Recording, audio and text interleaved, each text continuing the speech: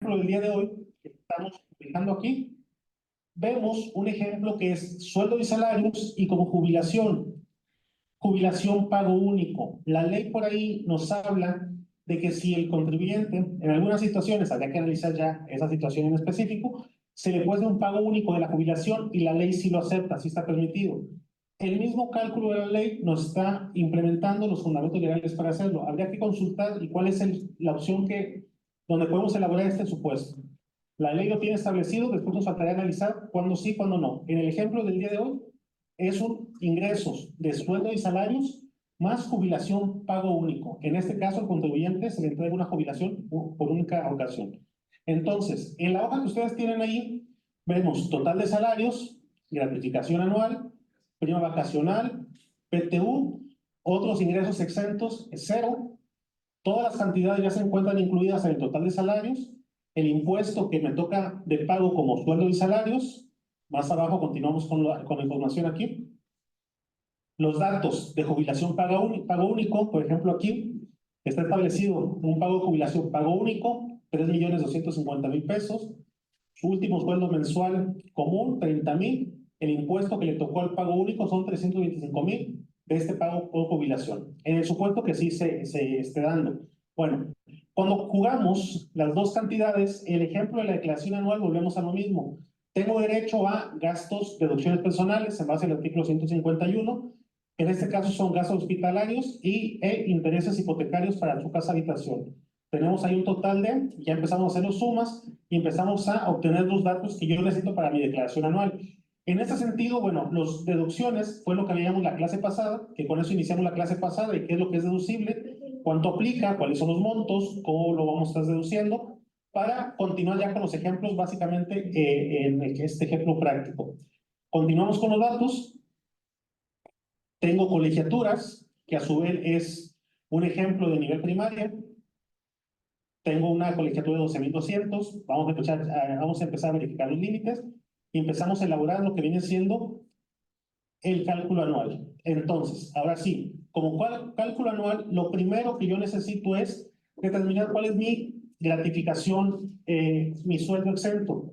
Y empezamos nosotros a encontrar las tasas exentas en estos conceptos. Por ahí ya los veíamos. En el caso de gratificación anual exenta, o lo que conocemos comúnmente como aguinaldo, ¿cuánto es el exento para este cálculo? Por ahí, gratificación anual exenta, ¿cuántas sumas necesitamos? 30. Esto ya lo veíamos en la clase pasada, es el dato que teníamos. Entonces, multiplicamos 30 UMAS, ¿a cuánto vale la UMA para el 2023? 103.74. Entonces elaboramos 103.74, lo eleva multiplicado por 30, es la gratificación anual exenta. Y empezamos a elaborar el cálculo. Aquí, si quieres, cada uno nos apoyas con el cálculo, serían, si quieres, formúlalo para que lo tengan los que están conectados, sería igual. Ahí, ¿a quién le apoya ahí? Al Excel. Entonces, una cuestión que ahorita lo veíamos, que aquí utilizamos la UMA. Hace años se desindexa o se separa lo que viene siendo el salario mínimo a lo que viene siendo las bases que se tomaba antes como base para determinar ciertos montos. Cuando se hace la separación del salario mínimo, que se decía que por eso no se puede aumentar, por ahí hay un fundamento, ahorita después se los paso aquí al colegio, para que lo tengan ustedes ahí, donde dice que cuando en materia fiscal me haga mención a salarios mínimos, tomaríamos la UMA como base. Excepto que sean en materias laborales si tomamos el salario mínimo, por eso ya sería el tema laboral. Ahí sí sería como salario mínimo. En este tema fiscal, la base sería la UMA. Es 103.74 por 30. Y tenemos una gratificación anual exenta de 3.112. Ojo, esta es la gratificación anual exenta, lo único que no paga impuestos. La diferencia del aguinaldo que a mí me den se paga impuesto. A veces los contribuyentes me dicen, este contador es muy poco lo que usted me está poniendo como exento. Sí, pero el fundamento legal es 30 veces la UMA, aquí sí no puedo hacer más. Lo que usted no pagaría exento es sobre 3.112. La diferencia, grave impuesto. ¿Me está saliendo muy para pagar, contador? Pues sí, pero es lo único que está exento basado en la ley. Fundamento legal, artículo 93, que son 30 veces la UMA. Aquí sí, la explicación es con fundamento legal para que vea el contribuyente que tenemos una fundamentación de lo que estamos orientando. Ok. Después dice, más prima vacacional exenta, que en este caso son igual, 103.74, pero nos habla de 15 veces la UMA, prima vacacional.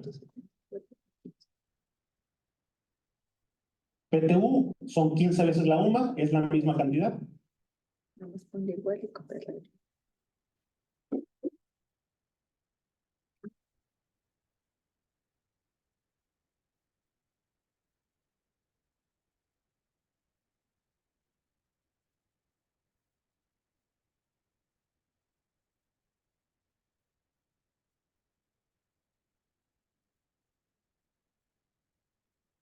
Más otros ingresos exentos, que en este caso es cero. Entonces, el total de ingresos exentos por salarios, ¿cuánto es? Sacamos la suma de... Por aquí estamos elaborando la suma. 6,000. 6,224.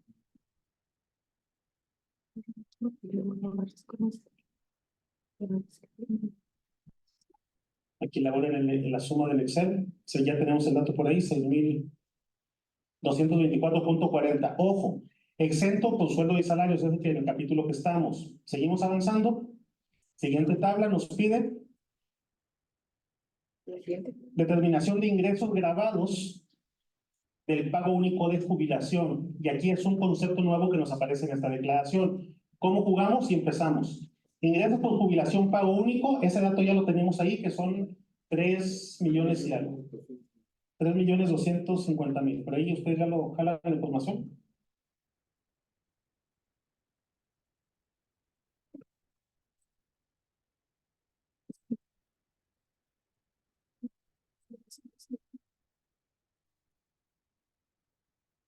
Millones de 120. 3,250,000, ok. Y por ahí, la ley me dice que el ingreso exento por jubilación pago único tiene un ingreso exento. ¿Dónde lo fundamentamos nosotros? Y aquí les escribo el fundamento legal.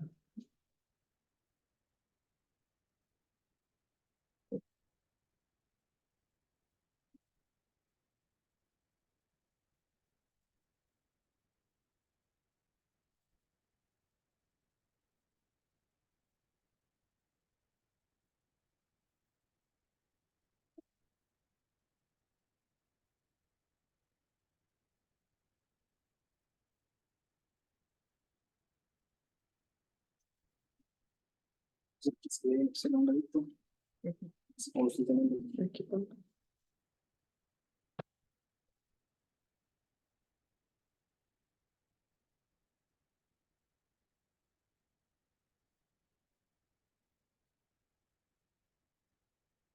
Artículo 171.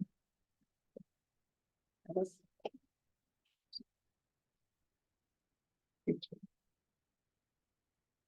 171.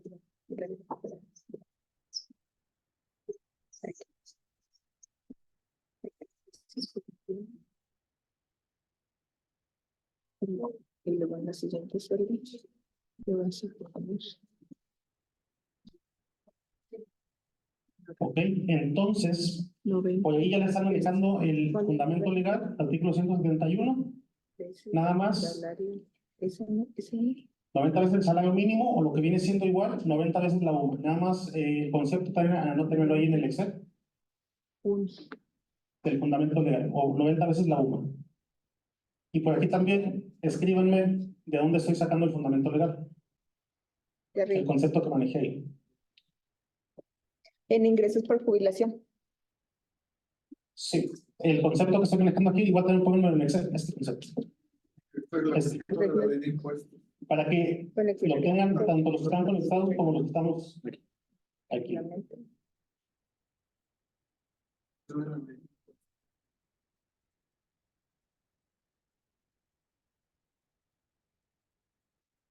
Entonces, ¿qué nos dice la ley por ahí?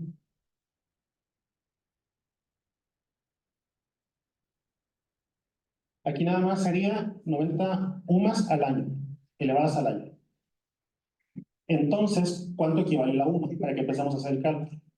103.74. 90 veces la UMA, ¿cuánto es? Y luego si eso lo elevamos al año.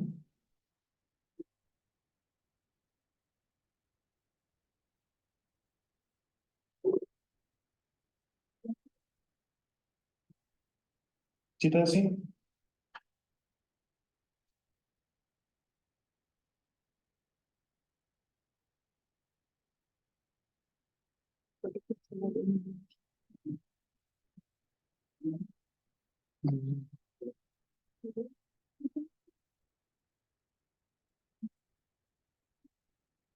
Años trabajó.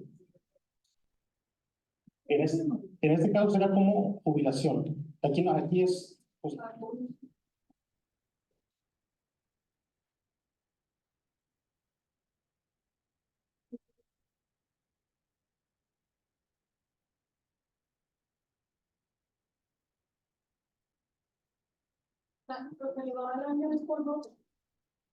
no, ahorita les paso el fundamento legal.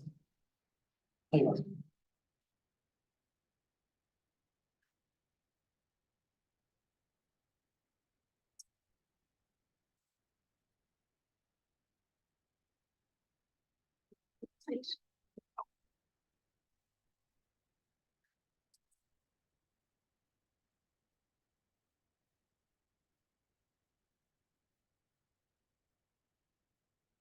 La UMA, pues 90, ¿cuánto les dan?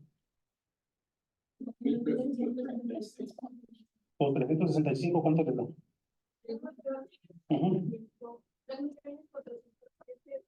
Eso que era lo que yo quería que me sacaran ustedes, que analizaran al momento que es por año, que me sacaran los días. ¿Cuánto les da? 3.400.805. ¿Qué significa? Que está exento, en este caso se exentaría todo. Entonces es igual a ¿Dónde salen los 3 millones? Sí, son 3.250.000 lo que se me paga de jubilación. La ley dice que si son exentos hasta 90 veces la UMA, multiplicada por año. ¿Cuántos años? Ok, aquí nada más se supone que el contribuyente ya salió. El ejemplo sería 90 veces la UMA, son 103, pues 90, por 365, que es el año. Eso nos da 3 millones. Sí, sería 90 veces la UMA. ¿Por qué por 365? Ah, porque la ley nos dice que esa cantidad lo elevemos al año. Eso es por un día. Por 365 días, nos da 3 millones y tantos. Entonces, para efectos de mi cálculo, ojo, 90 por 3, 103.74, por 365 días les da. Ok, entonces, aquí significa que estaría toda exenta. Vamos a modificar esta cantidad, vamos a aumentarle, no sé, a 650 o 750. Quiero hacer cálculo, que se vea el cálculo. ¿Sí? ¿Es 365 o 360? 365. Sí, la ley. Ahí sí se valen los 5 días. Ahí sí se valen los 5 días. ¿Cuánto hablo para 3 millones? Vamos a modificar aquí, en vez de que sea 3.250.000, modifícalo a 3.750.000 para que me salga una cantidad a pago de impuestos. Para que modifiquen ahí sus hojas. Lo que pasa es que con la UMA, al momento que se actualizó, pues ya se me fue el ejemplo que te di el año pasado. 3.750.000. Para que los que están en línea también por ahí modifiquen esa hoja.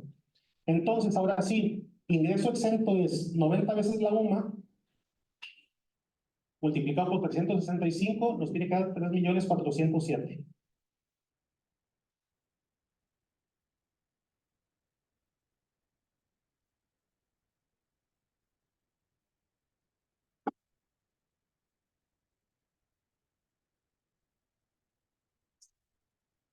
Aquí en la que viene siendo la columna K48, tendría que estar esta cantidad, 3.477.000. Ojo, este fundamento, ¿de dónde está? El fundamento viene aquí en este artículo 171. Acá modifiquen esta. La de arriba, ¿no? 3407. Ah, bueno, esta es la de la anterior y este es el del nuevo. ¿Cuál es el cálculo? ¿Este dato qué es? Este es el de, bueno, lo voy a poner aquí. 90 que multiplica a 103.74. Ahí te les pongo 3 de más.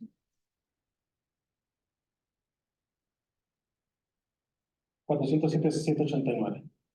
La diferencia es el ingreso grabado de jubilación pago único. ¿Sí?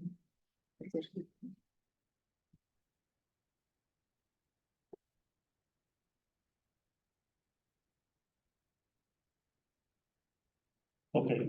Ingreso grabado es la diferencia. Ingreso grabado por jubilación pago único son 300,750 menos 3,450,000.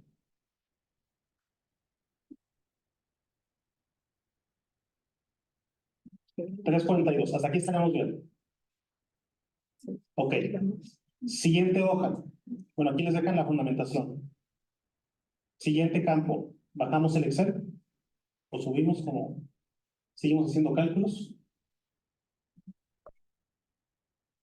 Nos dice, determinación del ingreso acumulable de sueldo y salarios. ¿Qué necesito yo aquí? Total de ingresos por sueldo y salarios, ¿cuánto es? Ese dato ya lo tenemos ahí.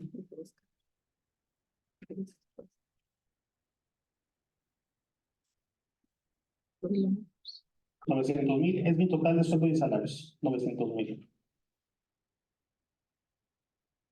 Igual. Menos total de ingresos exentos de sueldo y salarios. Sube. Ese dato ya también lo obtuvimos ahí, que eran 6,000 y algo. 6,224,40. Ahí está el dato ya. Acá está. Y dice aquí, este es el paso esencial, menos, o ahí tendría que ser menos, yo creo que es la, Lo ponemos en negativo. ok, menos y luego más ingresos pagos de sueldos. Dice, ojo, más ingresos acumulables por jubilación, pago único. ¿Cuál es el dato que me está pidiendo aquí? ¿Se acuerdan que el ejemplo pasado hacíamos una comparativa del último sueldo mensual y el ingreso que sacamos por indemnización? ¿Y cuál tomábamos en el ejemplo pasado? El menos de la comparativa de estas dos. En este caso, hacemos la misma comparativa. Comparamos último sueldo mensual contra ingreso grabado por jubilación y tomamos el más pequeño. En este caso es el menor, que en este caso son 30,000 pesos, último sueldo mensual. Esa misma comparativa la llevamos aquí. Comparamos último sueldo, lo comparamos con el ingreso grabado por ahí. El último sueldo es 30,000, ahí está.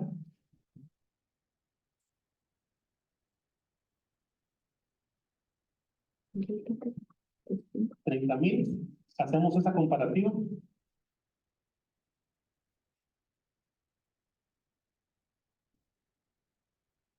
Y hacemos la operación matemática que viene ahí, que dice total de ingreso exento menos total de ingresos de sueldo y salarios menos. Bueno, ahí ponemos los 30,000.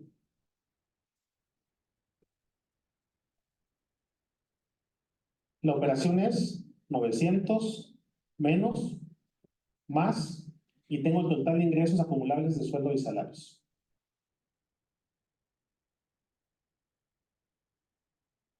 $923,775. Total de ingreso acumulable. Hacemos la operación que está ahí matemática. Ahora sí, con esta total de ingreso acumulable vamos a calcular la base para impuesto. Base para impuesto es igual a total de ingreso acumulable, que es el dato que ya sacamos aquí. Ojo, en el caso anterior, esta comparativa siempre la tenemos que hacer del último sueldo mensual, la comparamos con el ingreso grabado de jubilación. Deducciones personales, ¿cuánto es el monto?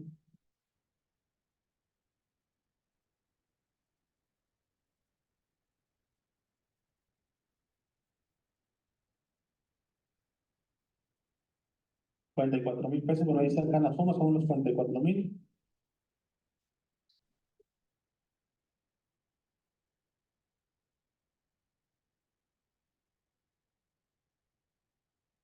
Igual.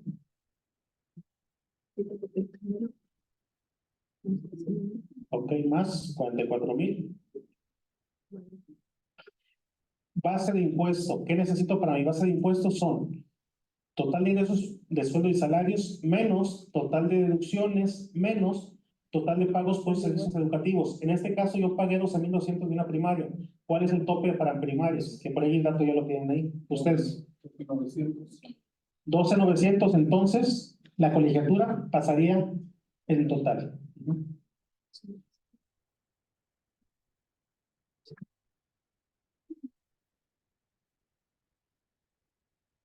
12,200, el dato yo lo estoy verificando. Hacemos la comparativa que pasa. Ahora sí, mi base para impuesto es 900 menos 923,775 menos 44,000 menos 12,200. Tengo base para impuesto de 867,575. Bajamos. Ahora sí, determinación de base para impuesto es el cálculo que hemos estado haciendo en base al artículo 152. Base para impuesto ya lo tengo, 857,000. Llenamos la K68.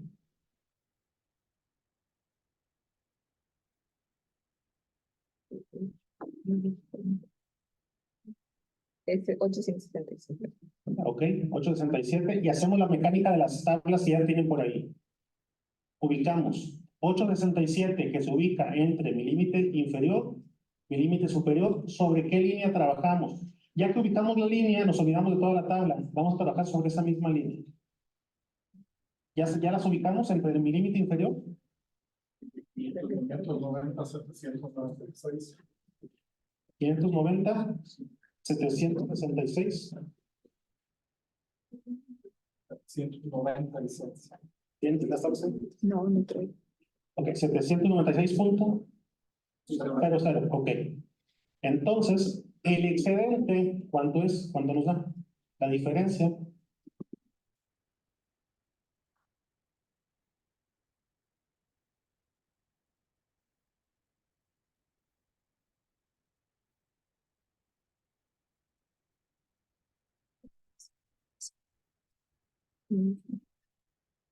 El excedente son 276,779. Lo multiplicamos en base a la tasa que nos maneja esa fila.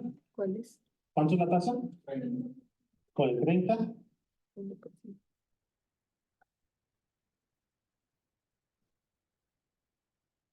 Si quieres ponle punto 30 para que te lo den.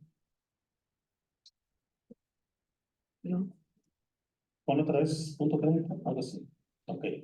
Me da un impuesto. ¿Cuánto es el impuesto? Seleccioné. Ok. Más la cuota fija. ¿Cuál es? 110,000. Ajá. Eso me da un impuesto determinado de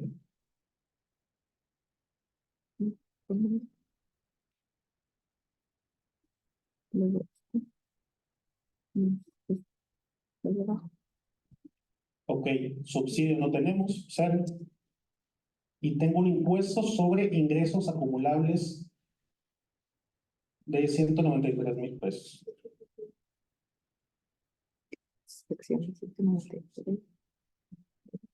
Menos 0. Ok. Hasta aquí yo ya tengo un impuesto sobre un ingreso acumulable.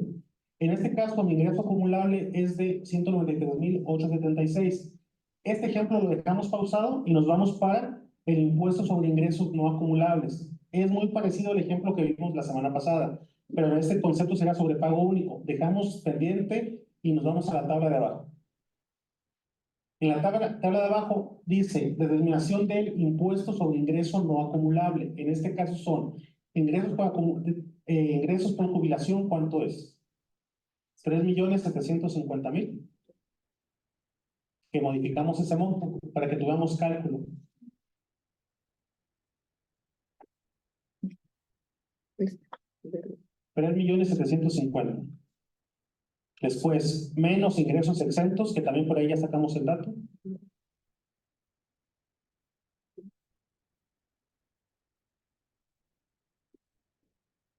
Es igual a 3.407.000, que fue lo que estaba de por ahí exento.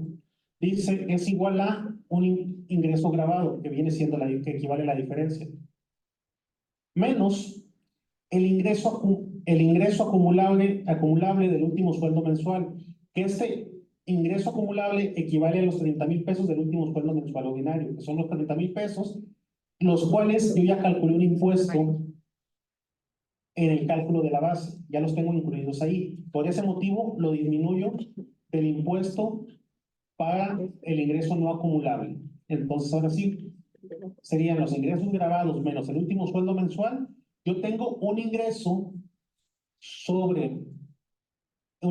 de los no acumulables de 312,000 pesos. Me pide una tasa. La tasa nos brincamos a la siguiente tabla. Dejamos pendiente esto, nos brincamos a la siguiente tabla. Y la tasa es determinación, impuesto determinado, que por ahí ese dato ya lo tenemos.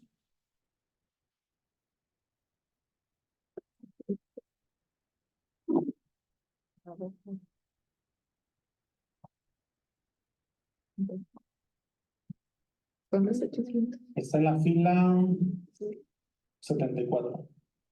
Abajo.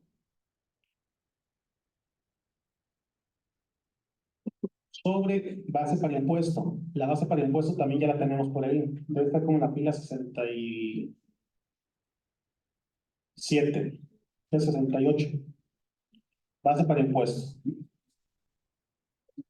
Entonces, ahora sí decimos, ¿cuál es el cociente? Es impuesto determinado entre base para impuesto, me da un cociente de 0.2234.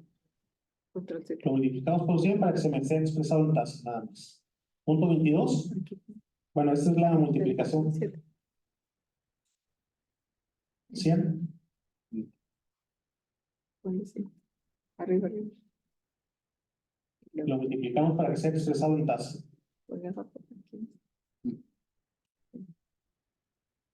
Igual. Que la tasa sería 22.34, Este básicamente. por este.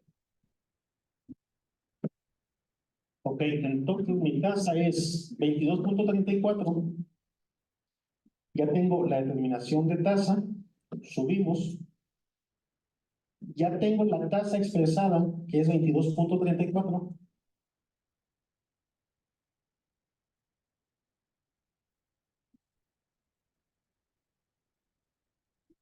Ahora sí, el impuesto sobre ingresos no acumulables es de Este.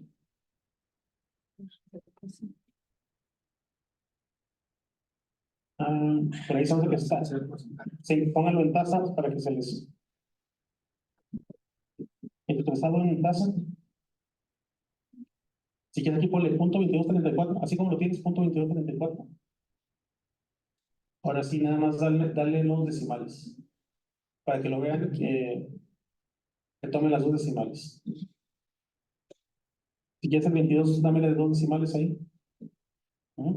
Ahora sí, 312 por la tasa 22.34 es igual a impuestos sobre ingresos no acumulables de 69,732.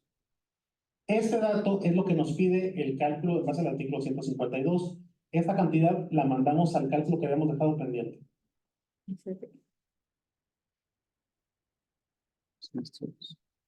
Más, aquí está el dato, 193,000 pesos de impuestos sobre ingresos acumulables, más impuestos sobre ingresos no acumulables, lo que no habíamos acumulado para ingresos, que son los 69 y tantos.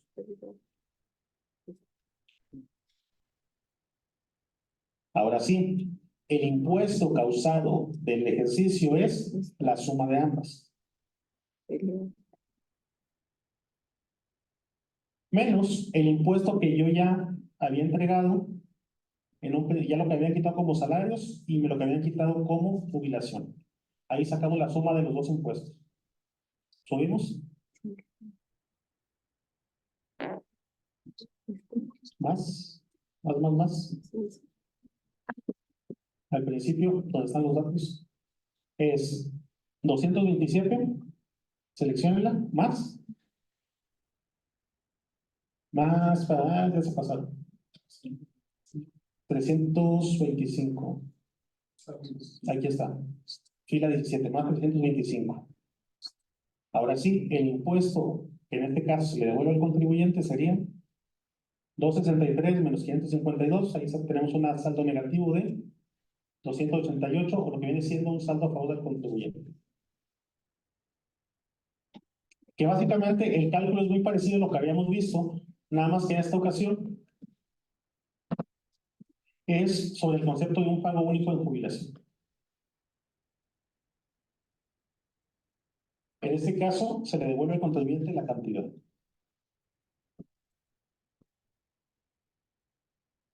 Quiero ser ese contribuyente. Ok, con eso es donde se culmina el cálculo hasta aquí, hasta este paso. ¿Ok?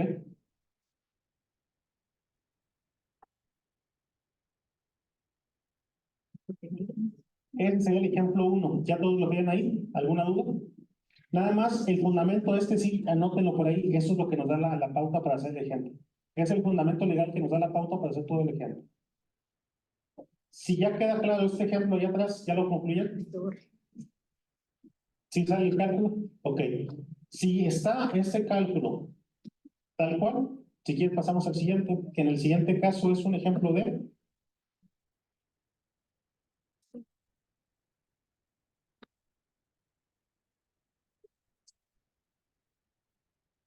Estamos con la hoja 2 todavía. Y por esa cantidad de dinero que son 285. Sí. ¿Cuál es Decirle por honorarios. La ley dice que hasta, por ahí todas hasta 150,000 pesos en devolución automática. Por ahí sí tiene montos. En este caso, lo más común es que sea en devolución manual. Lo más probable es que sea devolución manual por los montos. Por ahí devolución automática te habla de montos de hasta 150,000 pesos, salen automática, después tendrás que hacer procedimiento manual. Que lo único que hacemos es, hacemos la declaración de esta manera, la mandamos, esperamos a que nos conteste la autoridad, nada más para que nos diga las condiciones que están, después pasamos a un procedimiento de manera manual, que es cuando entramos a la solicitud, yo solicito mi devolución de impuestos, solicito la devolución de impuestos, y la condicionante es que dura hasta 40 días hábiles para que me conteste, para que me devuelvan. O sea, si el plazo, cuando no sale en devolución manual, cuando no sale en devolución automática, me voy al procedimiento manual y duran 40 días hábiles. Que estos 40 días hábiles aumenta o se va un poco más, ya que la autoridad puede solicitar al contribuyente la información que él considere necesaria, que eso se amplía en 20 días más. Cuando a mí se me notifica, se me hace la notificación de la documentación que necesita el SAT, el plazo para la devolución se pone en stand-by, yo tengo 20 días para contestar y cuando yo contesto el plazo vuelve a aumentar, vuelve a funcionar. Si yo tomo los 20 días que tengo, pues mi plazo se va como hasta 60 días. Aquí la idea es de que cuando me notifiquen inmediatamente o lo más pronto que pueda, conteste la información para que el plazo no se vaya tan extenso. Pero en caso nos podemos ir hasta unos 60 días. Total de... Pero la declaración ahorita, así como está el formato, Sí. me pide que yo ponga si quiero el pago. Más pongo devolución y la envío así, no le pongo cuenta bancaria, no le pongo... No, ponga en cuenta, ponga todo para que el sistema lo está evitando. Me lo va, Nos contesta. Procedimientos, Así es. plan de uso. Diga, le van a contestar, solicítala de manera manual, hacemos el procedimiento, vamos a seguir el paso tal cual. Eso sí, vamos a seguir el paso tal cual para que el SAT no nos haga ninguna señalización, seguimos el paso. Nada más hay que explicarle al contribuyente que cuando es de manera manual, el plazo se extiende hasta 2 meses, tentativamente hasta casi 3 meses, por los días hábiles que se manejan ahí. A veces en la propaganda dicen que las devoluciones salen en 5 días, pero hay que decirle que ese es un procedimiento distinto, que nos vamos a ir hasta el plazo que la autoridad considere necesario. Que por aquí, en las devoluciones que estamos viendo actualmente, el SAT hace algunas observaciones, algunas anotaciones y tenemos que solicitarla de manera manual para hacer unas aclaraciones ante el SAT. De manera manual, si no salió de manera automática, no pasa nada con la devolución, tengo derecho a solicitarla nuevamente. ¿Ok? Bueno, entonces, el siguiente ejemplo es un contribuyente que está como honorarios. Lo que comúnmente nosotros llamamos honorarios. Ahorita la ley simplemente nos dice que existen actividades empresariales y profesionales. Si en mi caso yo solamente estoy como actividad profesional, manejaré un cálculo similar a lo que estoy manejando aquí, que comúnmente eran lo que llamamos honorarios, que es lo común que vemos en la práctica, pero fiscalmente es actividad profesional. Comúnmente, ustedes han escuchado todavía honorarios. En este caso, es un contribuyente que tiene una actividad profesional, emite comprobantes de honorarios, digamos un médico, abogado, contador, ingeniero, arquitecto, el que ustedes les guste, le presta servicios a una contribuyente persona moral. Tiene ingresos anuales a una moral de 360,000 pesos. Tiene ingresos pagados por personas físicas, 240,000 pesos. En total, sus ingresos me dan los 600,000 pesos. Tengo deducciones autorizadas, tengo pagos provisionales y tengo una cantidad que la persona moral ya me está quitando en mis comprobantes fiscales, que equivale a la tasa del punto 10 de los 360,000 pesos, equivale a estos 336,000 pesos. Ok, entonces, cuando yo le doy un servicio profesional a una empresa moral o a una persona moral, la empresa, cuando yo le emito mi comprobante, siempre me va a quitar el punto 10 de impuesto que ella lo emite a la autoridad. Y esto está manifestado en las constancias que es el punto 10. Este lo saco de los 360,000 por el punto 10. Son los 36,000 pesos. Ok, bueno. Otro dato. Yo hablo de ingresos, de morales, de física, y aquí hablo de deducciones autorizadas. En la anual hemos estado hablando de deducciones personales, fundamentados en el artículo 151. Estas deducciones autorizadas, por ahí me le movieron a la...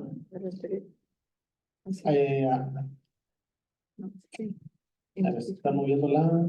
Aquí. Estas deducciones autorizadas, ¿cuáles son? Bueno, estas deducciones autorizadas que dice la ley es lo que nosotros comúnmente decimos que son los gastos comunes. ¿Qué son los gastos comunes para una actividad profesional por honorarios? Aquí existe, la ley misma estipula, y les doy el fundamento para que lo anoten ahí también, para que después más a fondo, si quieren después podemos hacer una capacitación más a detalle, pero les paso el fundamento legal. En personas morales.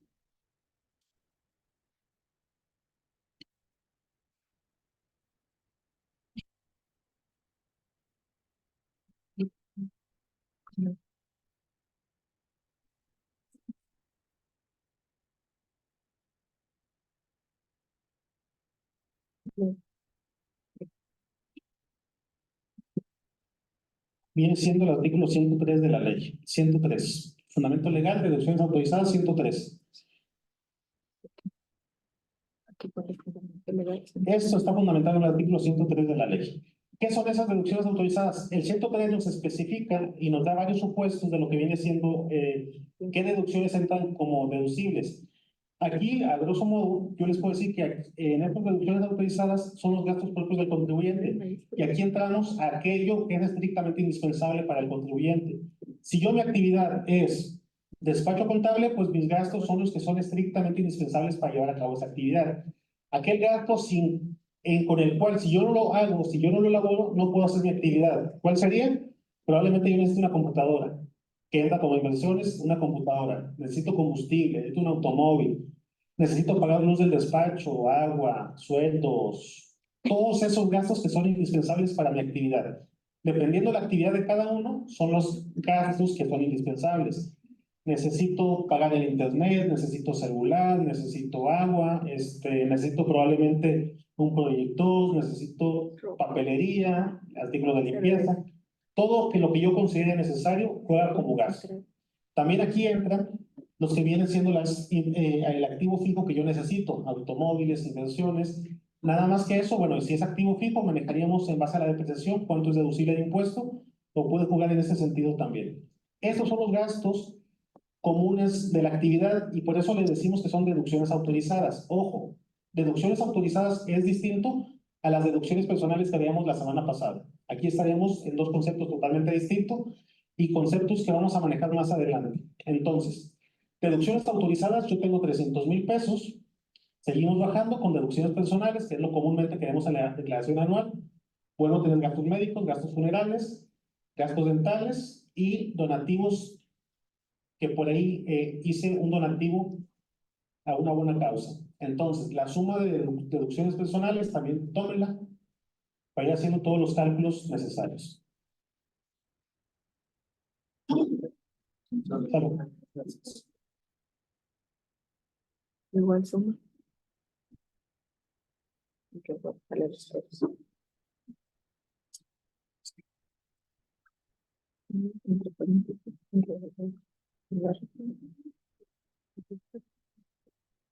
igual.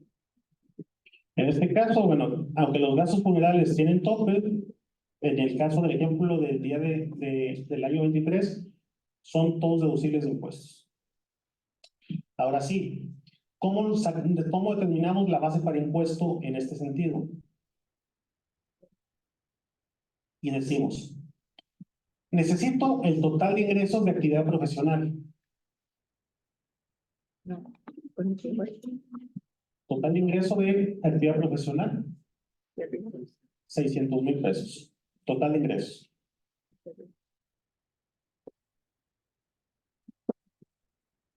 Menos las deducciones autorizadas. Estas deducciones autorizadas fueron las que estuvimos declarando mes con mes en los pagos provisionales, que ya nosotros hicimos el análisis de que todas las deducciones fueran deducciones autorizadas, estuvieran siendo que cumplan con todas las características que nos dice la ley que sean deducibles de impuesto.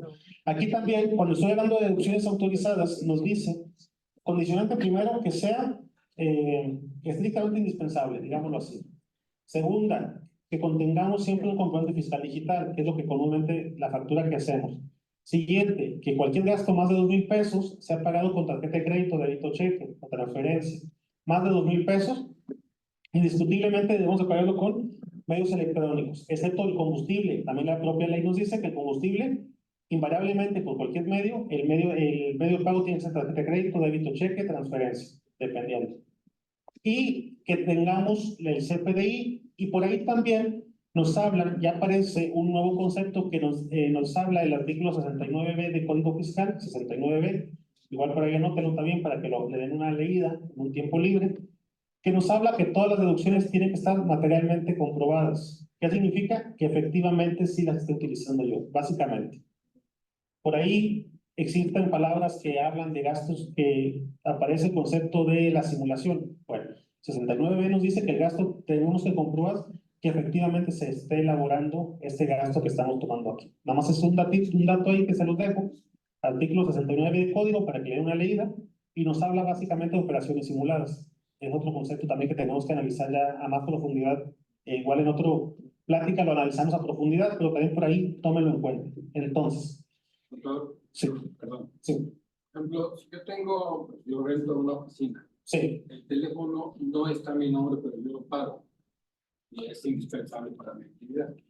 Sí, lo puedo decir. El problema es el CFDI, que no lo, o sea, no tiene un documento que ampare ese gasto. Aquí sería mejor tratar de sacar el teléfono a nombre del contribuyente. Todo tiene que estar en nombre del doctor. Sí, porque lo que viene en la ley siempre nos pide un comprobante fiscal.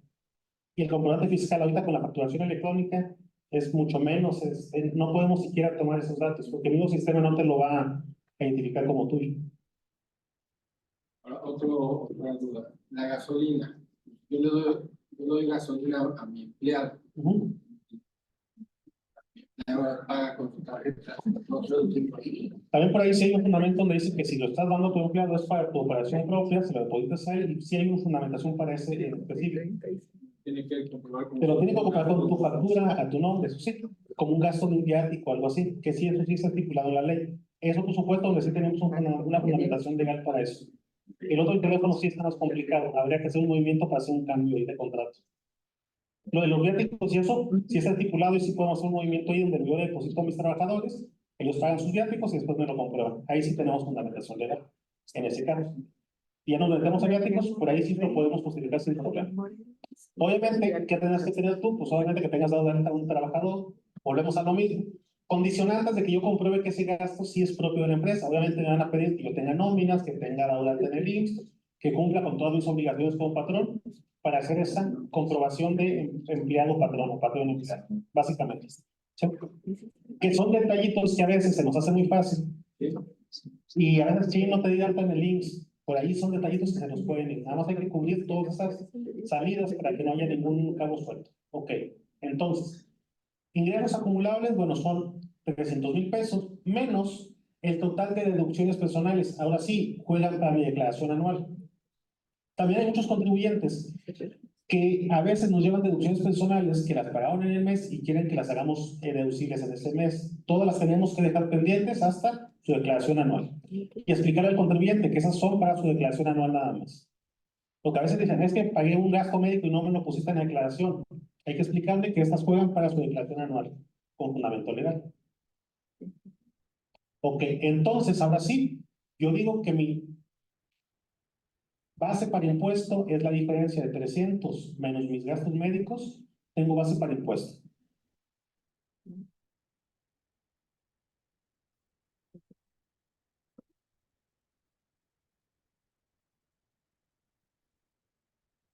Mi base para impuestos son los 244,000 pesos. Ya que yo obtenemos base para impuesto, el cálculo anual es exactamente igual a como lo hemos manejado. Mandamos base para impuesto y en base al artículo 152.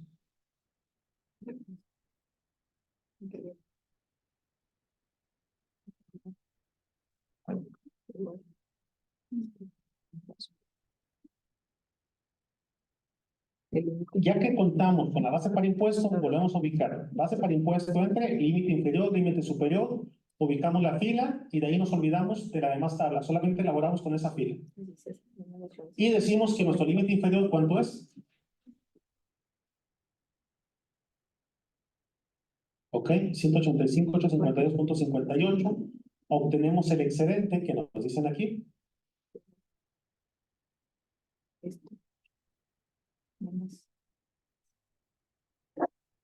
Tenemos una diferencia del excedente, una tasa.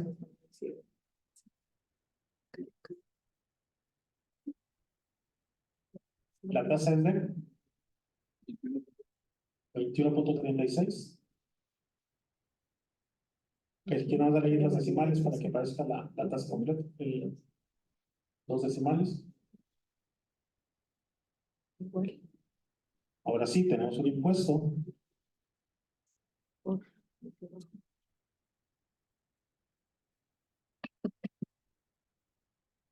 Más la cuota fija. ¿Cuánto es la cuota fija? Es igual a un impuesto causado.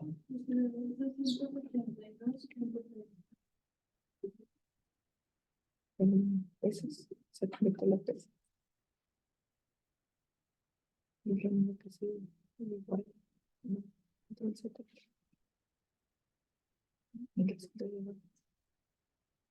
igual, más cuota fija.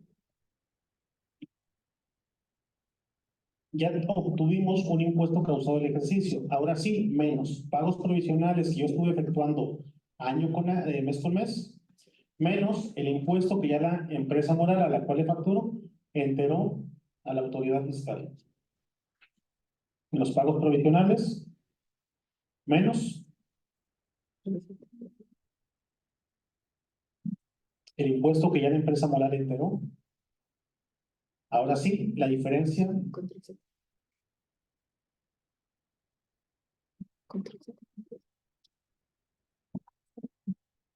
¿Cuánto es?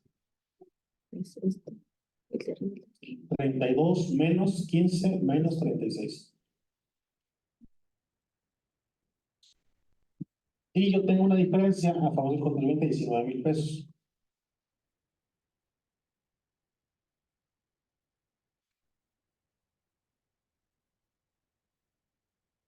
Cuando yo trabajo con honorarios y que le trabajo a una persona moral que ya le está entregando un impuesto del ingreso que él me da, casi lo común es que siempre salga un impuesto a favor del contribuyente.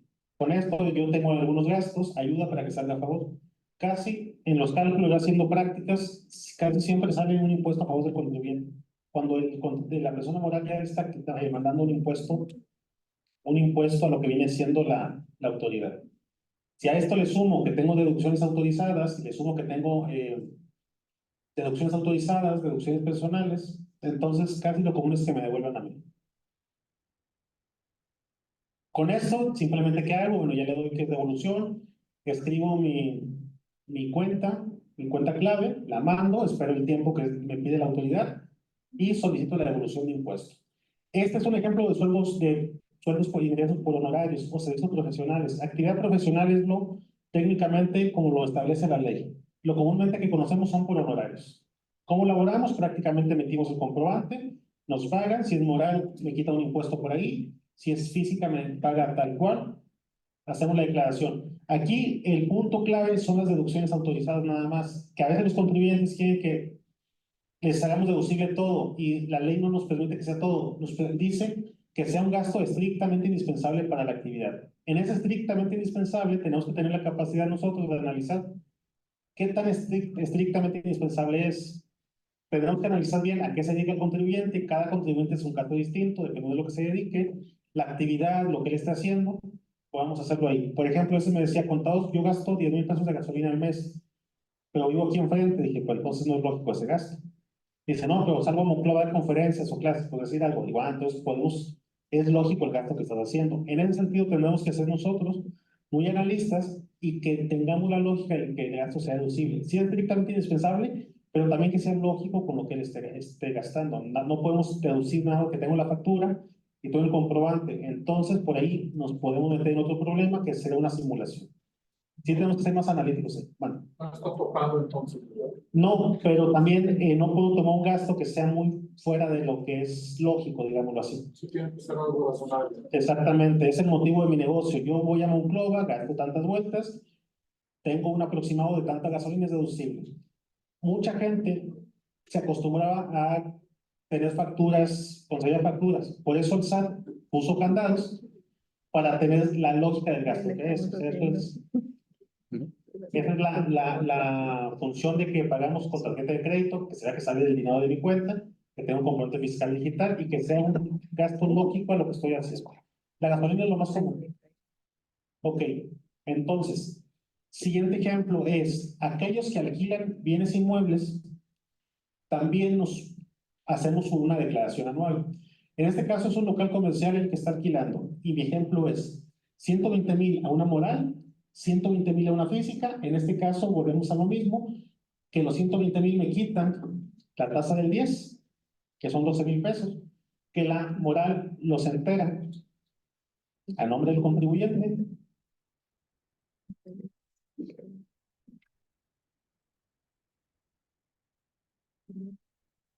Y en este caso mis ingresos son 240,000 pesos.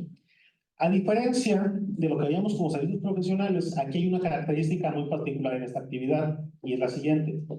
La ley nos dice que nosotros podemos hacer una deducción opcional de un 35% del total de los ingresos obtenidos. Esto es lo que a veces o comúnmente se le conoce como deducción ciega.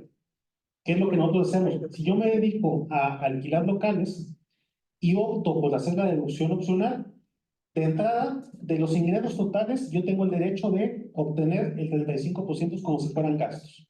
Deducción ciega. O bien, yo puedo elegir tomarlos como deducciones autorizadas y hacer deducible mediante comprobación de facturas. La única cuestión es que si yo elijo que es deducción opcional en el mes de enero, tengo que continuar todo el año con esa opción. Si yo elijo que sea con gasto comprobado, con facturas, todo el año tengo que tomar esa opción. ¿Qué es lo que tenemos que hacer nosotros? Antes de iniciar el año, hacer el análisis, ¿cuál es el que me conviene más? Puede ser que en este año no vamos a hacer más mantenimiento a los locales, que probablemente yo me exceda de este monto del 35. Entonces pudiera ser que me convenga más el comprobado con facturas. Si no es común que en este año yo voy a tener gastos estrictamente para el local, entonces, pues de pago me conviene más la deducción ciega. Y eso hay que manifestarlo. Lo que pasa que cuando presenta la declaración, ahí te pide qué opción tienes, la comprobable o la deducción ciega. Entonces la ley dice que en caso de la que elijas, la tendrás que tomar todo el año. Esa es la declaración del mes de enero donde empezamos a declarar. Y la misma ley o el mismo sistema te pide qué deducción vas a tener, la opcional o la comprobable. ¿Qué es lo que yo les digo? Hagan un análisis para este año.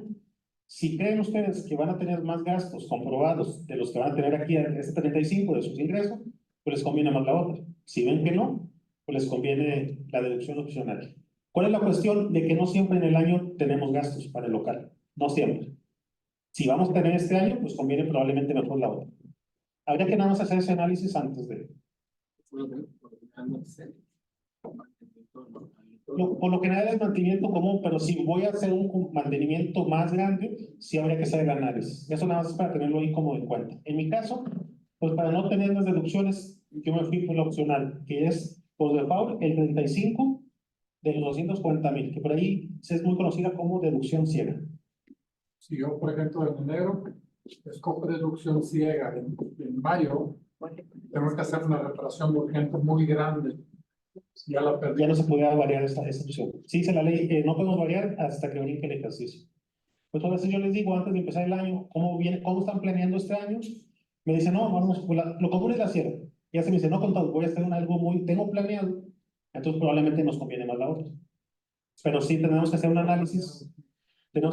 análisis anteriormente, pero si llega así el gasto pues, de FAO, lo único que yo puedo hacerlo que no entra aquí es el predial. El predial lo puedo tomar como gasto, aunque tome la ciega, ese sí lo puedo tomar como impuesto predial del local que estoy alquilando, eso sí.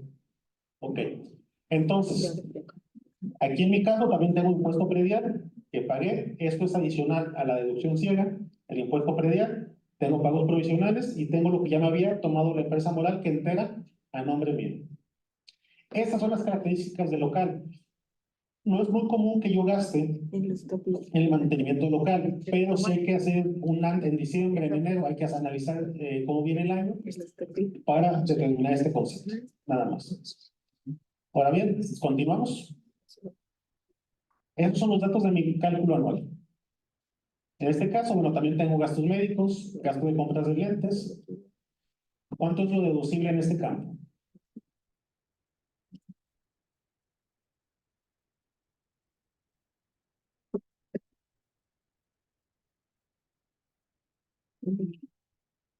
¿24? Por ahí, la semana pasada veíamos que los lentes estaban topados hasta 2,500. Entonces, aquí tenemos que hacer una modificación de que el lente sí está topado. Hoy hablamos de un monto de 2,500. En lo individual no, ya en su conjunto, que vemos la tabla, que hacemos la comparativa con el total de los ingresos, puede tener un tope. Por lo pronto, en el individual no. En su conjunto, con los gastos médicos, ahí sí ya tendrán un tope. Pues ya estoy hablando de que excedan más del 15, el 15 de los ingresos acumulables. Entonces, aquí en este caso los lentes son 2,500. Lo deducible sería 21 más 2,500. Que en sí esto, el sistema lo debe topar el SAT, los debe poner los limitantes como están siendo los lentes, pero de todos modos al contribuyente le debemos explicar el motivo de cuál fue de que no le tomé los 3,000 pesos. Con fundamento legal son 23,500. Ahora sí, ya que tenemos las deducciones, hacemos el cálculo anual. Y el cálculo es muy parecido para obtener la base que decimos los ingresos de los locales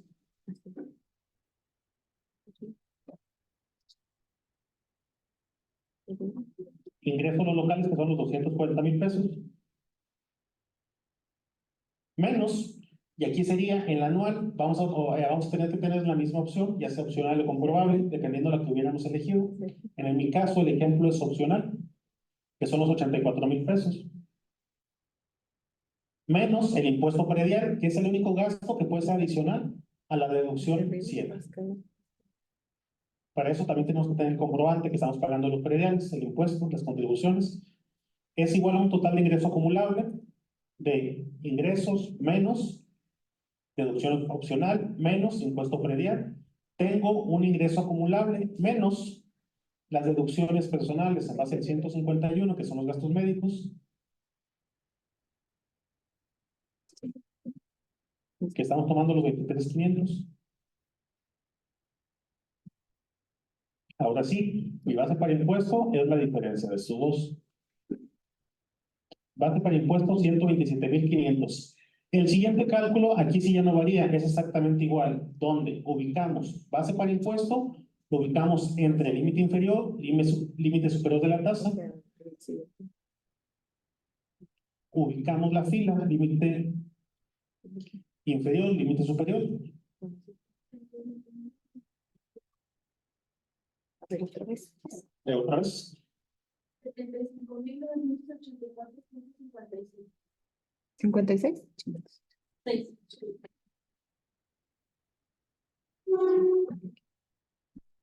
Con esto tenemos un excedente que básicamente este cálculo es igual.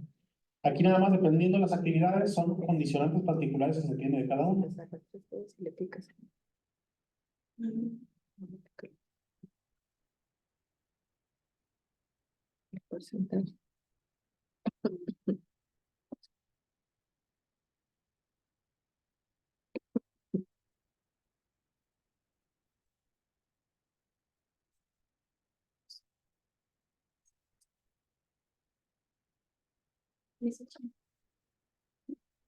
Ok, entonces tenemos la tasa 10.88. 88, ok.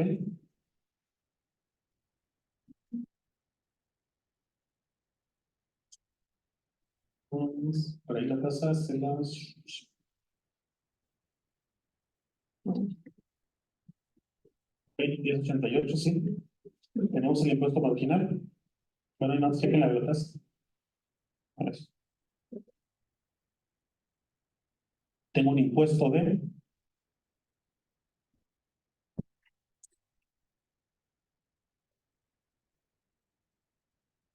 más cuota fija.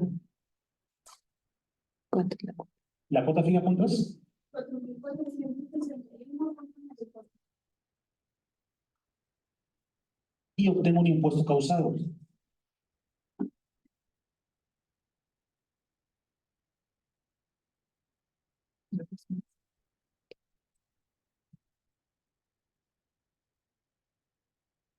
Menos pagos provisionales, que por ahí también tenemos el dato.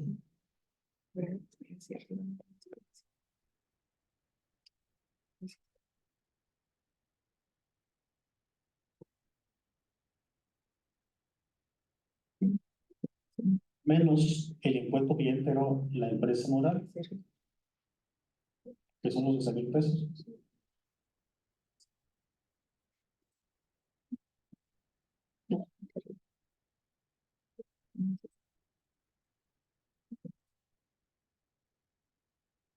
En este caso también tengo un impuesto a favor del contribuyente. Cuando es servicio profesional y cuando son que estamos alquilando locales y nos están quitando ya el 10 por adelantado, casi es muy común que me salga a devolución del contribuyente. Si además tengo deducciones personales y tengo gastos, esto es más probable que vaya aumentando el saldo. Casi es muy común que salga sin saldo a devolución del contribuyente. Este cálculo es exactamente igual. Las condicionantes nada más de los alquileres es de deducción ciega, lo de que les hablaba de los gastos, que es el punto clave. La deducción ciega, los gastos que van a tener por ahí. Predial, que no se les olvide por ahí tener el dato, para que tengan esta deducción. Los 8,877 que les sale a devolver a ustedes.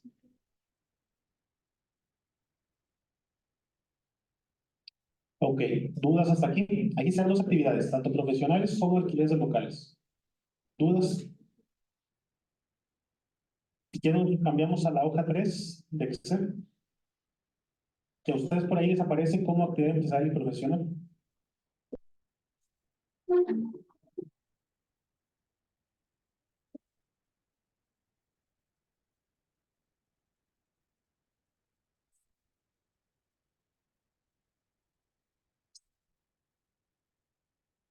Que en este caso, esto sí es como una actividad empresarial y profesional, es una actividad empresarial de alguna empresa, de alguna actividad. Aquí, aunque sea actividad empresarial, yo sigo jugando como contribuyente persona física. Aquí tenemos deducciones personales, hablo de horarios médicos, créditos hipotecarios, primas, donativos. Tengo total de deducciones, sigo bajando. Ojo, cuando hablo de actividad empresarial, bajamos. Y aquí la ley sí nos pide que elaboremos un estado de posición financiera. Entonces, también para que tengan cuidado, es que la autoridad sí nos pide que tengamos este estado de posición financiera que conocemos como balance general. Entonces, aquí sí nos pide que tengamos una contabilidad, en este caso, donde tengamos identificadas pues, las cuentas que estamos manejando. Aquí, en el ejemplo, mencionamos algunas, que son las más comunes, pero a ver, subimos a estado de posición financiera.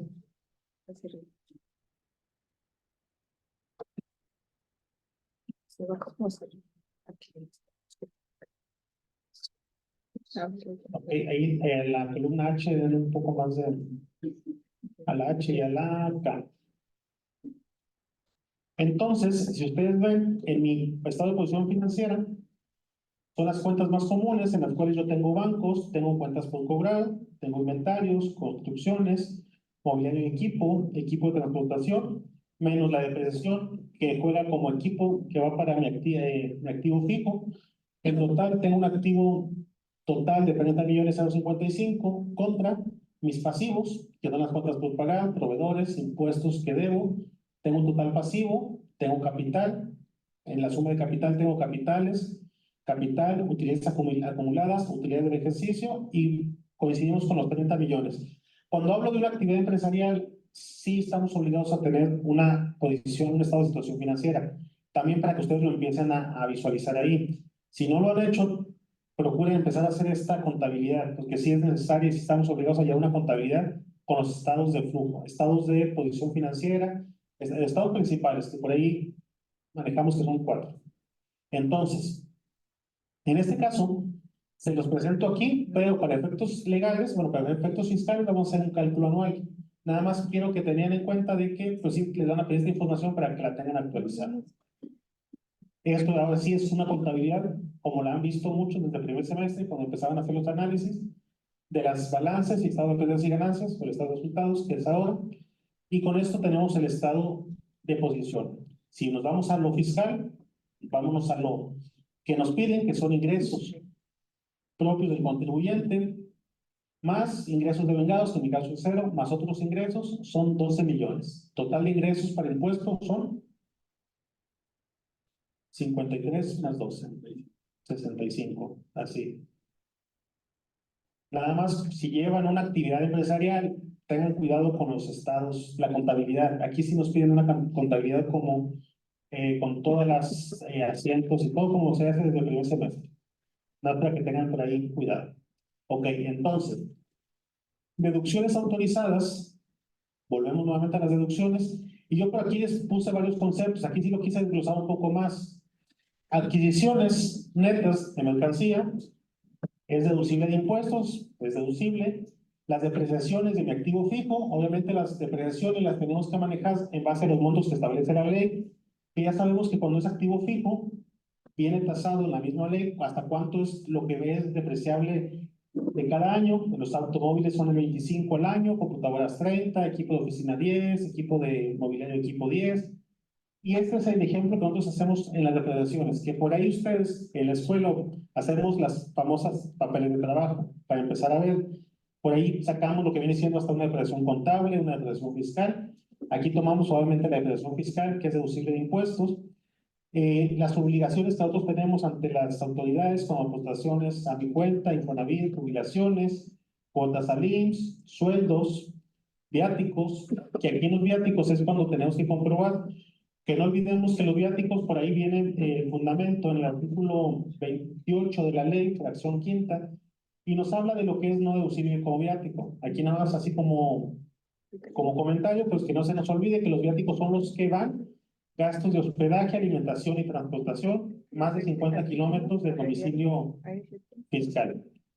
Y por ahí aparece en viáticos también algún complemento que nos hablan algunos contadores o analistas que en base a interpretaciones, la ley nos dice que son 50 kilómetros, en base a interpretaciones, algunos la bajan hasta 8 kilómetros, en base a una interpretación, y a veces un análisis más profundo, pero yo les diría con una interpretación moderada, son 50 kilómetros más de mi domicilio fiscal. Una interpretación muy moderada.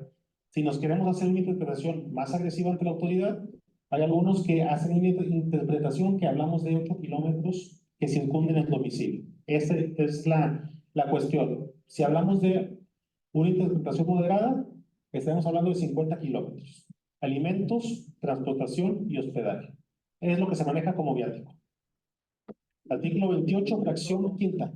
El alimento al 100% después de esa cantidad de kilómetros. El alimento es al 100, pero está topado hasta 750 diarios. Pero si mientras no pase eso, al 100. Ya que por ahí hay otro fundamento legal, que es el artículo 28, fracción 20ª, que es la que nos habla que los alimentos están topados Bueno, la ley dice no es deducible el 91.5.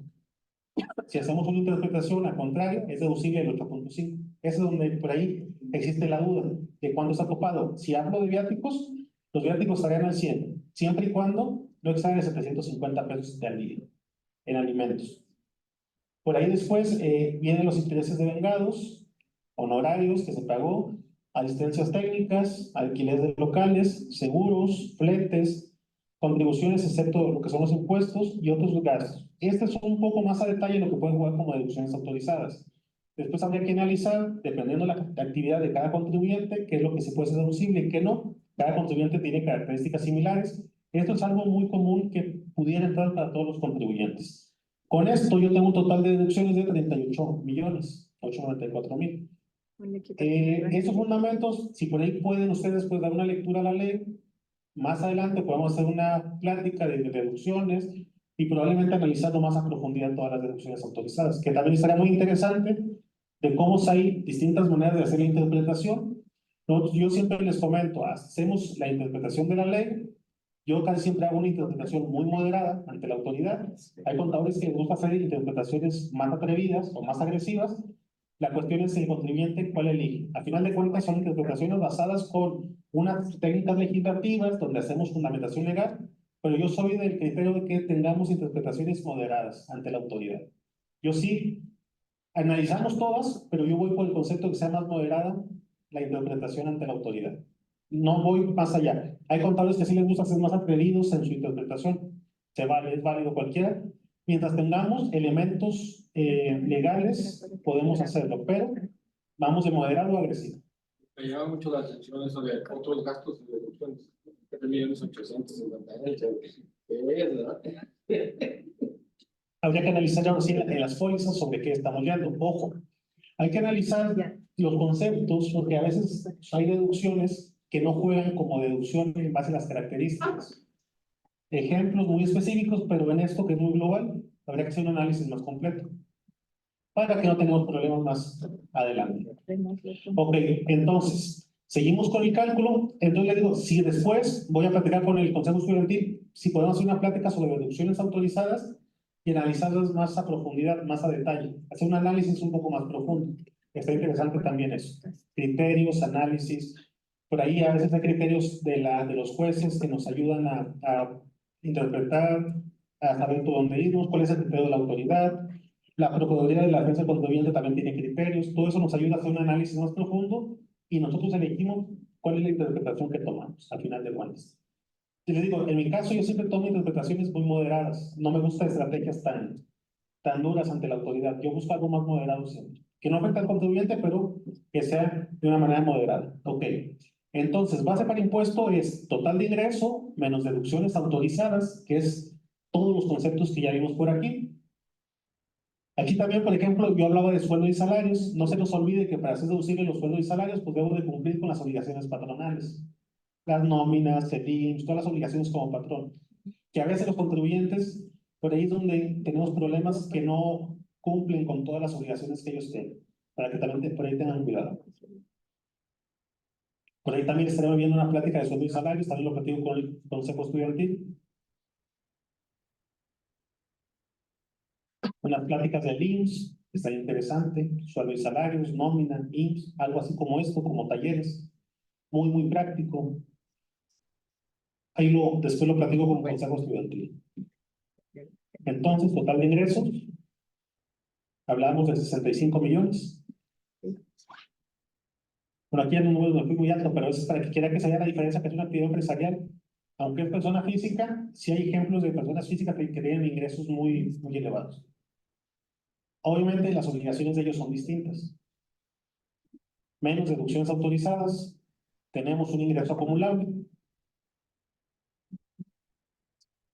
¿Me puedes otra vez? Por ahí sí el cálculo ahí salió.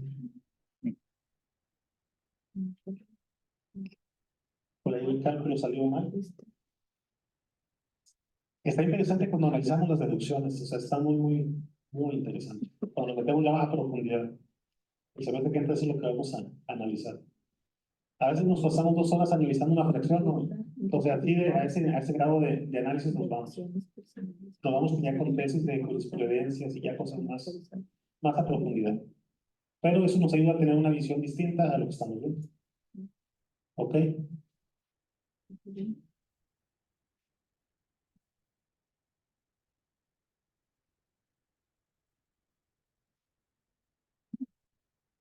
Entonces, deducciones personales, el dato eran como 100 y tantos mil pesos, creo.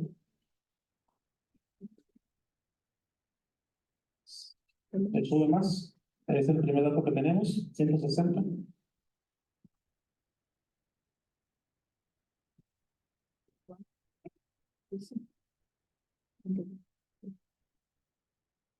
Y con eso llegamos a la base para impuestos.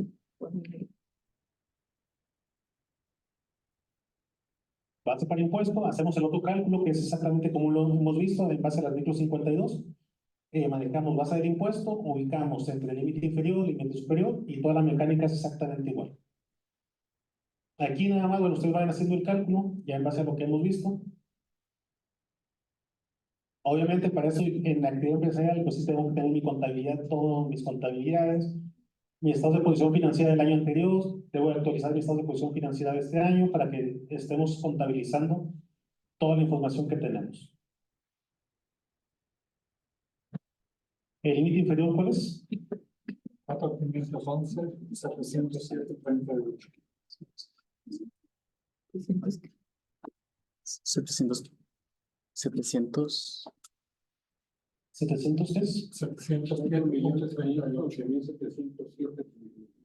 0738. Es 707.38. Salud. Ok, el excedente. Obviamente trae una base muy alta para impuesto.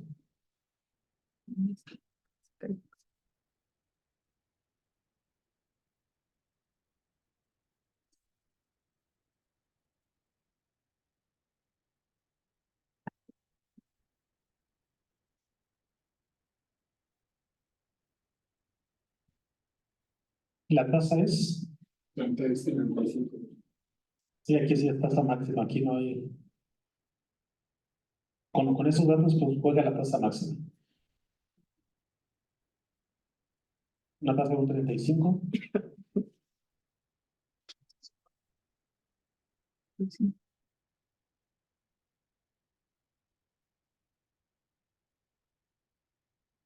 Escríbele punto 35. Ya. Tenemos un impuesto de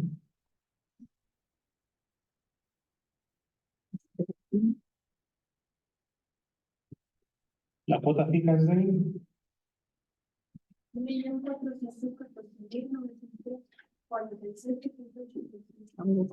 1.400.000.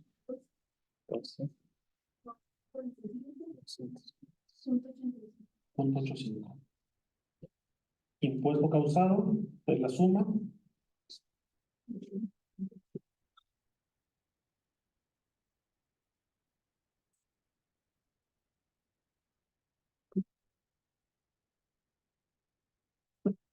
menos pagos provisionales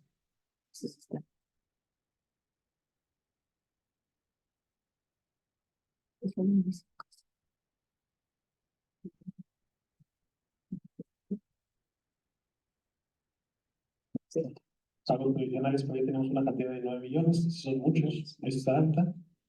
Entonces, ahí es cero, creo que no tenemos ningún dato, cero. Y sale un impuesto a favor del contribuyente.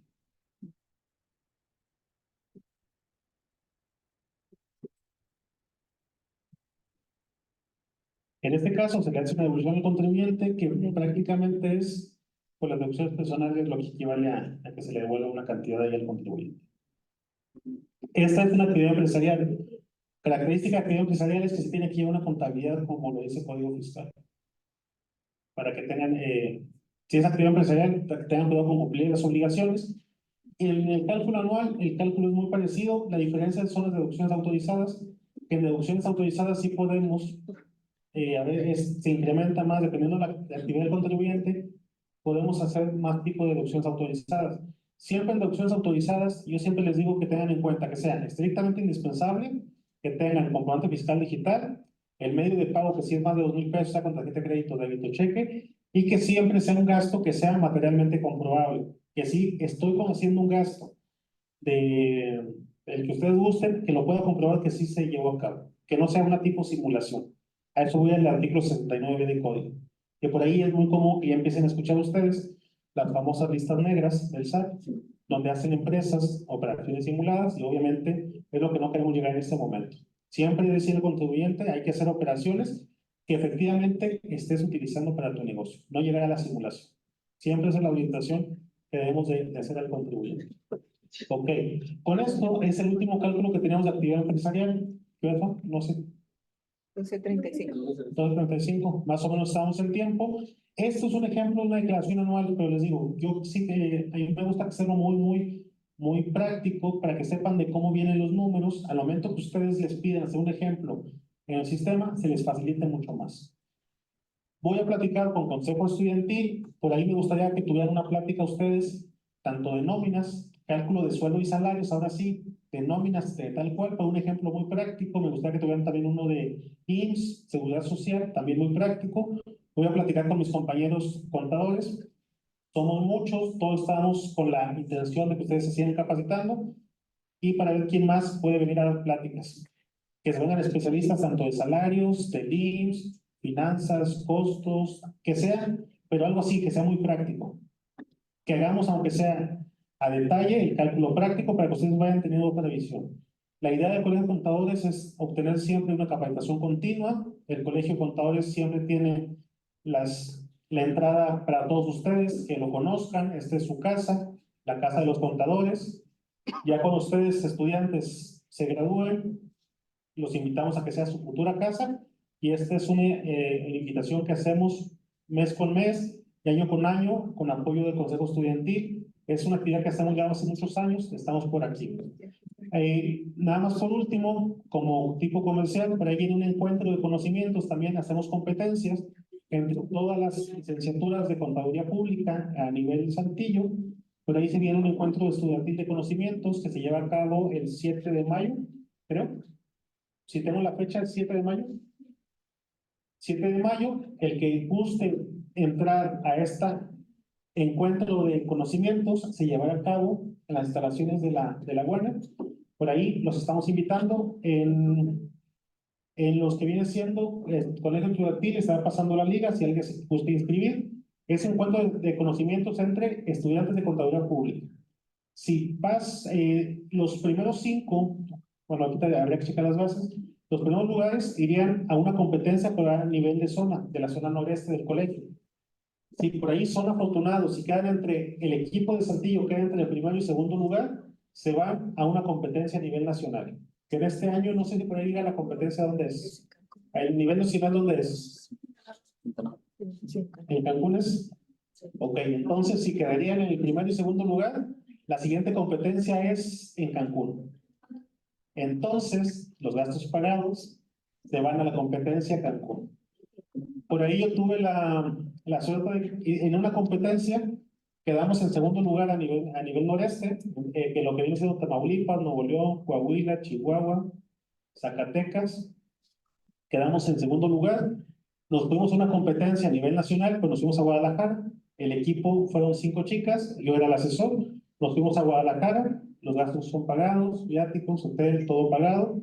Nos fuimos a la competencia, quedamos como en sexto lugar más o menos.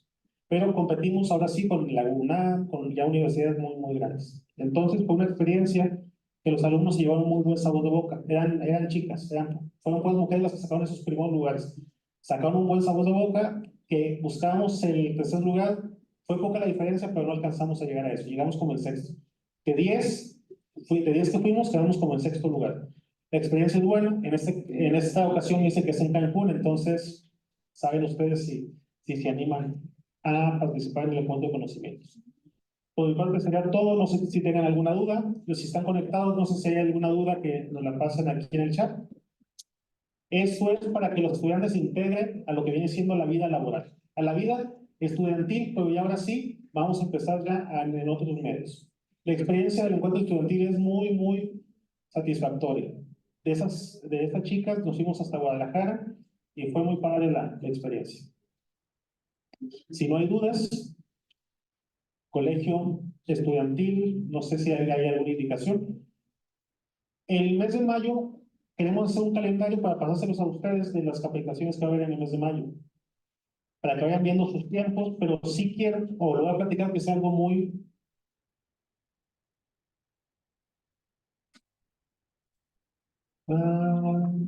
Ok. Ahorita la siguiente se la contesto se la escribimos. Ahorita por los tiempos. Si no hay otro comentario. Ok. Cedo los micrófonos a Consejo Estudiantil.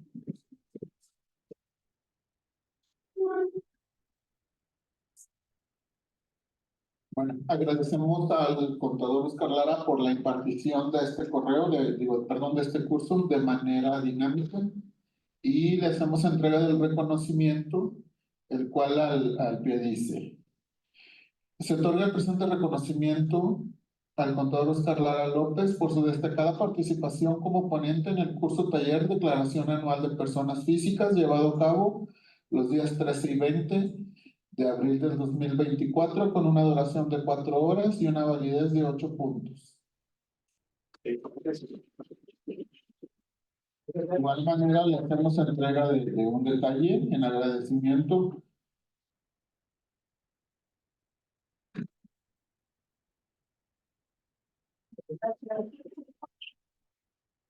Gracias a todos también por su participación. En mayo, por ahí en mayo, estaremos publicando la calendario, igual para las siguientes participaciones. Así como pensamos en mayo, queremos hacer en junio, julio, agosto, septiembre. Pues sí que es algo muy así, muy extraño. Que los que quieren escribir el encuentro, está muy interesante. Y si vamos bien, de hecho, Santillo no habíamos ido a un nacional hasta en esta ocasión que a mí me tocó fue en el 2019. Sí, en 2019, un año antes de pandemia. Estuvo bien la experiencia, estuvo muy bueno. Dios, mira todo. Le agradecemos con todo. Les pasamos cuando recién recibimos las hojas de trabajo, ahí viene un flyer con lo del encuentro universitario.